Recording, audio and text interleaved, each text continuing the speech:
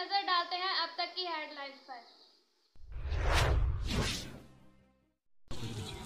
السلام علیکم جی ناظرین، خبر شامل کرتے ہیں شورکوٹ سے، جہاں شورکوٹ کے رہائشی نوجوان نے کالیا سیکٹر سیالکوٹ میں مادر وطن کی حفاظت کرتے ہوئے اپنی جان کا نذرانہ پیش کر دیا۔ تفصیلات کے مطابق بستی جوگیاں والی شورکوٹ کا رہائشی قمر علی، جو 12 ریجمنٹ 101 بریگیڈ کا سپاہی تھا اور کالیا سیکٹر سیالکوٹ میں اپنی ڈیوٹی سر انجام دے رہا تھا، کہ دوران ڈیوٹی دشمن کے ساتھ جھڑپ میں شہید ہو گیا، جس کی نماز جنازہ ان کے آبائی قبرستان میں ادا کر دی گئی۔ نماز جنازہ میں لوگوں کی کثیر تعداد نے شرکت کی اور شہید کو پورے فوجی اعزاز کے ساتھ سپرد خاک کر دیا گیا۔ شہید کی 6 ماہ قبل شادی ہوئی تھی۔